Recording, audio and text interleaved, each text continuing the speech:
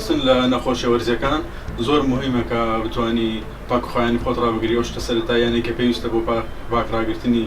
خۆت و دوورکەوتنەوە لە ڤایرۆسانی کە دەبنە هۆکاری ئەو نەخۆشیانە هەندێک ڕێکار هەیە پێویستە بیانگریە بەر لەوانەیە من یان هەر کەسێک ئەو شتانە نەکەین. پێویستە هاونیشتیمانیان لە شوێنە گشتیەکاندا دەمامک و دەستەکانیان بپارێزن وەک هەر کاتێک کە ڕۆژنە ئەو شوێنە گشتیانەوە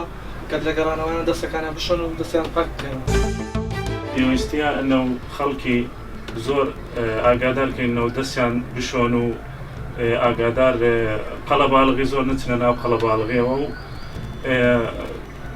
ئاگادار خواردن خۆیان بن دائیمەن خواردنەکان خاوێن بێ و پاک بێ و ئەوەی کە بینە کەمترین شتێوە وەکو ئەنفلەوەنزا وەکو هەڵامەتێ شتێکە لەخوا ئەبینێت ئەتوانێت دەمام کێ بەکاربێنێ کەمکردنەوەی تۆقە کەم نزیک بنەوەی لە خەڵکە ئەتوانێت شتە چارەسەر بکەین نەک وەکو ترسێک لە خۆمان دروستکەین ئەمە هەر کەسێک لە خۆی ئەتوانێت دکتۆری خۆی بێت و خۆی چارەسەر بکە. دەبێت لە بەسیترین شتەوە دەستی پێ بکەین کە دەسوستن بەیانیانە نیوەڕوان لە کاتی ناخواردن بە تایبەت مەقایدی ئەو کەسێک کە هەست بە ئەعرازی ئەو